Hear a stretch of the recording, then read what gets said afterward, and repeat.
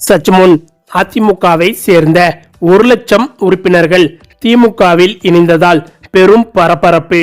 அதிர்ச்சியில் எடப்பாடி. அதாவது 2026ஆம் ஆண்டு சட்டமன்ற தேர்தல் நெருங்குவதால் திமுக தனது கூட்டணியை மேலும் வலுப்படுத்தும் முயற்சியில் களமிறங்கி உள்ளது. என்னதான் தனது கூட்டணியை பலமாக வைத்திருந்தாலும் மாற்றுக் கட்சியினரை தங்கள் கட்சியில் இணைக்கும் முயற்சியில் ஸ்டாலின் தீவிரம் காட்டி வருகின்றார். ஓரணியில் தமிழ்நாடு என்ற உறுப்பினர் சேர்க்கையில் மாற்றுக் கட்சியினர் பலரும் திமுகவில் இணைந்து வருகிறார்கள். அதிலும் குறிப்பாக அதிமுக மற்றும் பாஜகவை சேர்ந்த முக்கிய நிர்வாகிகள் பலரும் சமீப காலமாகவே திமுகவில் இணைந்து வருவதால் நாளுக்கு நாள் திமுகவுக்கு பலம் கூடிக்கொண்டே செல்கிறது. அது மட்டுமில்லாமல் தற்போது தமிழகத்தில் ஆளும் கட்சியாக உள்ள திமுக 2026 சட்டமன்ற தேர்தலுக்காக விறுவிறுப்பாக செயல்பட்டு வருகிறது.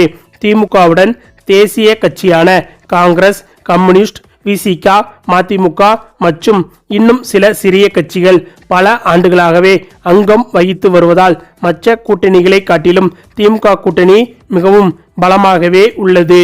அதே சமயம் தற்போது அதிமுக பலம் இழந்து காணப்படுவதால் அதனை பயன்படுத்தி கடந்த 10 தேர்தல்களிலும் திமுக வெற்றியடைந்து வருகிறது. மேலும் கடந்த சட்டமன்ற தேர்தலில் தோல்வியடைந்த தொகுதிகளில் இந்த முறை வெற்றி பெற அங்கு முக்கிய அமைச்சர்களை திமுக நியமித்துள்ளது. அது மட்டுமில்லாமல் 4.5 ஆண்டுகளில் திமுக செயல்படுத்திய திட்டங்களை மக்களுக்கு நினைவுபடுத்தும் வகையில் பல்வேறு நிகழ்ச்சிகளையும் நடத்தி வருகிறது. மேலும் கடந்த தேர்தலை விட இந்த தேர்தலில் அதிக அளவு வாக்குறுதிகள் சேர்க்கப்பட்டுள்ளதாகவும் தகவல்கள் வெளிவந்துள்ளது. இவ்வாறு பல்வேறு முயற்சிகளை செய்து வரும் திமுகவிற்கு விஜயின் அரசியல் வருகை அதிருப்தியை ஏற்படுத்தியிருக்கிறது. நடிகர் விஜய் கட்சி ஆரம்பித்து திமுக தான் தனது அரசியல் எதிரி என்று கூறியதோடு திமுகவின் கூட்டணி கட்சிகளை தவேகா பக்கம் இழுக்க முயற்சி செய்தார். ஆனால் தற்போது வரை அது ஈடேறவில்லை. இப்படி தேர்தல் நெருங்கும் சமயத்தில் திமுகவிற்கு பல்வேறு பிரச்சனைகளும் நெருங்கி வருகின்றன. ஆனால் அதை எல்லாத்தையும் தாண்டி தினந்தோறும் மாற்றுக் கட்சியினர் திமுகவில் இணைந்து வருகின்றனர் என்பது குறிப்பிடத்தக்கது. அந்த வகையில் சமீபத்தில் தஞ்சாவூர் மாவட்டம் செங்கிப்பட்டியில் மாற்றுக் கட்சியிலிருந்து 10,000 பேர் திமுகவில் இணையும் நிகழ்ச்சி நடந்தது. அதாவது திமுகவில் சேர்ந்த அதிமுக முன்னாள் அமைச்சர் வைத்திலிங்கம் தலைமையில் நடந்த மாற்றுக் கட்சியினர் திமுகவில் இணையும் இந்த விழாவில் தமிழக முதலமைச்சர் ஸ்டாலின் கலந்து கொண்டு பேசினார். ஓரத்தநாடு தொகுதியின் முன்னாள் எம்எல்ஏவும் அதிமுக முன்னாள் அமைச்சருமான வைத்திலிங்கம் அதிமுகவில் டெல்டா மண்டல தளபதியாக விளங்கினார்.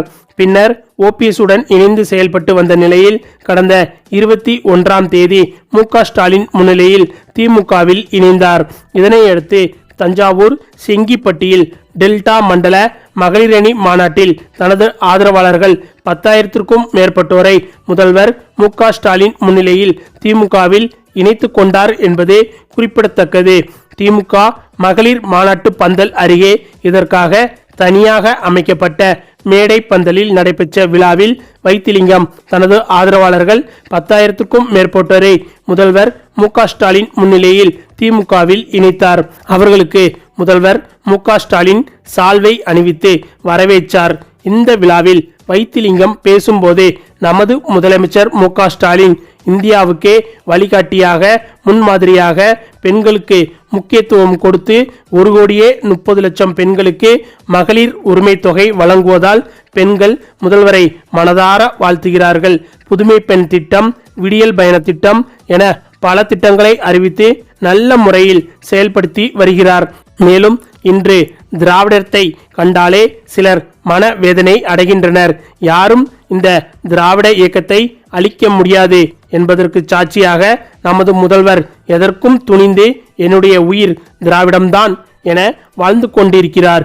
இப்போது நாம் அவருக்கு துணையாக இந்த திராவிடத்தை காக்க பாடுபட வேண்டும் என சிபி சக்கரவர்த்தி மடியில் விழுந்த புறா போல் நான் முதல்வர் மடியில் விழுந்திருக்கிறேன் என வைத்திலிங்கம் கூறியிருந்தார். பின்னர் முதல்வர் ஸ்டாலின் அவர்கள் பேசும்போது வைத்திலிங்கம் சட்டமன்றத்தில் அமர்ந்திருக்கக்கூடிய காட்சியை நான் பார்த்திருக்கிறேன். அவருடைய முகத்தில் ஒரு சோர்வு இருந்து கொண்டே இருக்கும். எதையோ பறி கொடுத்தது போல் சட்டமன்றத்தில் அமர்ந்திருப்பார்.